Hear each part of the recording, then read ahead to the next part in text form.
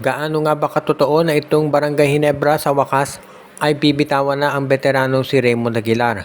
Sa dami ng mga bench players ng Ginebra, ito na talaga yata yung sinasabi nila na hindi na trade kahit anong mangyari.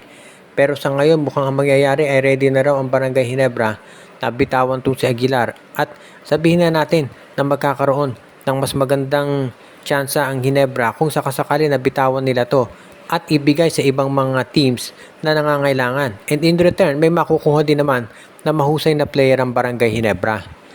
Of course, alam natin na bilang bench player ng Ginebra, hindi mataas ang trade value ni Aguilar. Pero kung isasama nila itong si Aljon Mariano plus itong si Jason David, medyo maganda-gandang package na yan at baka makakuha ang Ginebra ng first round draft pick mula sa Northport Batangier.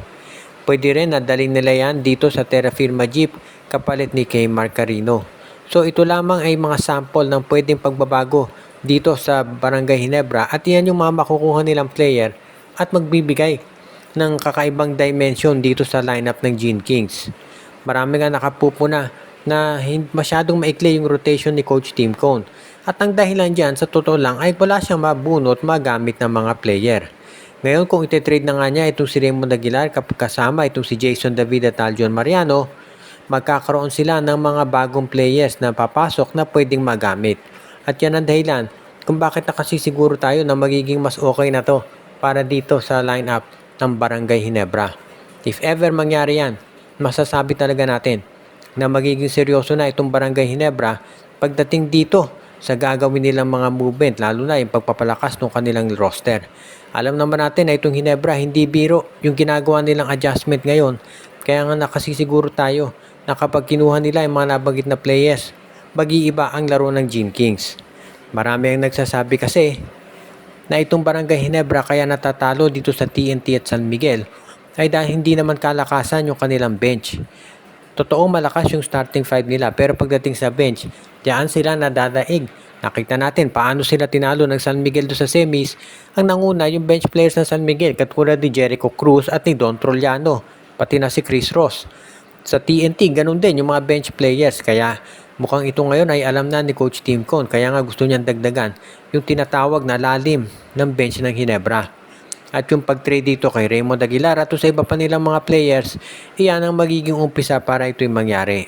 Kaya sa tingin ko, good move talaga to para dito sa Barangay Ginebra kung kanilang gagawin yan.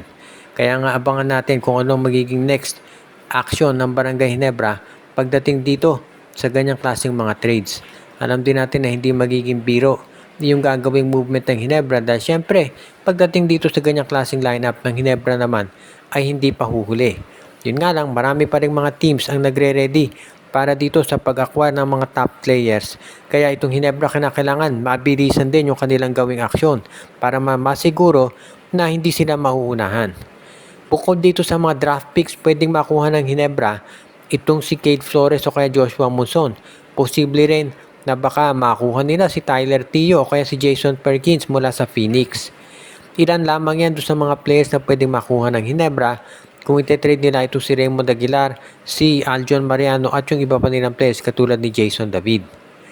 Kapag ito'y ginawa ng Ginebra, sa tingin ko magkakaroon sila ng tinatawag na very deep bench na hindi na magiging problema ni Coach Tim Cone. For example, kung merong ma-injure o ma-foul trouble doon sa kanilang mga starters. At yan naman talaga dahilan kung bakit ang Ginebra ngayon ay makukonsidera natin na magiging isa na dito sa mga elite teams talaga ulit sa liga.